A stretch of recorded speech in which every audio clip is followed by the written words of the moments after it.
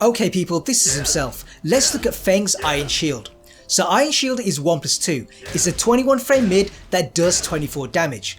On hit, it leaves you at +8, and from there we have some frame traps. Your best option is probably D4. This is all movements and it's only -11.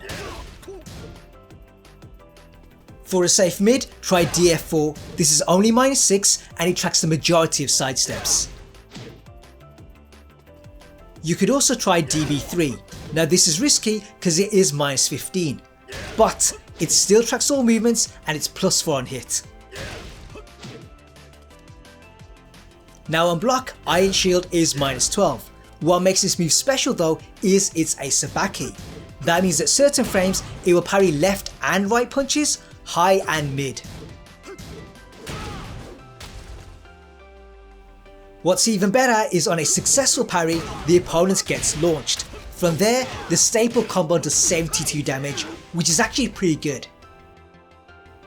What you can also do is use the spike. Now if you do this normally, you only get 65 damage, so you do lose out.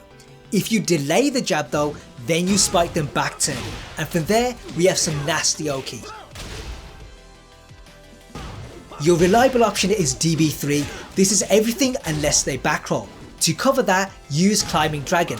This will launch them before they can block, and from there we can do 60+ damage. Sadly, standards can't block this, but to cover that we have F2. This will hit them back turned and do 42 damage.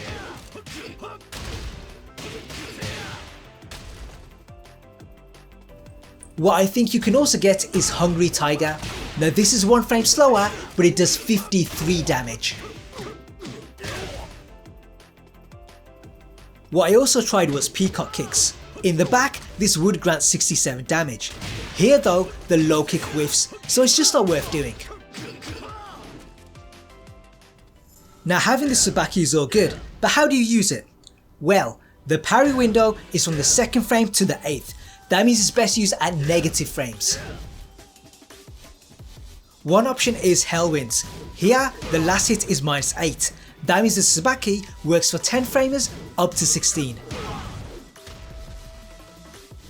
Also at -8 is back turn delayed hop kick. Now this one is a bit deceptive.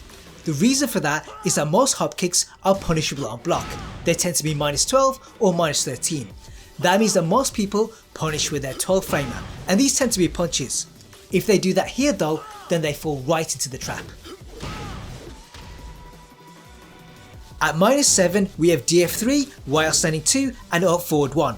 Now DF3 is a launching mid and probably one of Feng's best moves. The other two are a bit different. In the past, while standing 2 was a launching mid and it was also punishable. Now though, it only launches uncounted and it's also -7. That means if someone hasn't kept up with the changes, they fall into the trap. Up forward 1 is not a move to be used frequently. What makes it viable here is the jumping animation. Kind of like hop kicks, people may think it's punishable. This though is perfectly safe. The problem though is that it has very short range. That means you have to use it near the wall or with the roll dash. At -6 we have DF22. Now this is 20 frames, so it is a bit slow. What makes up for that though is it's a safe mid wall bouncer. At -5 we have 1-3. Now at these frames the Sabaki is less effective. The reason for that is it's only going to parry punches up to 13 frames. This string though is more effective than you think. A special one we have is while standing 3. Now this may seem crazy, but hear me out. While standing 3 is -12 on block. The thing is, the opponent has to punish early. If they're a little bit late, then Feng can actually block. What that also does is set up a Sabaki.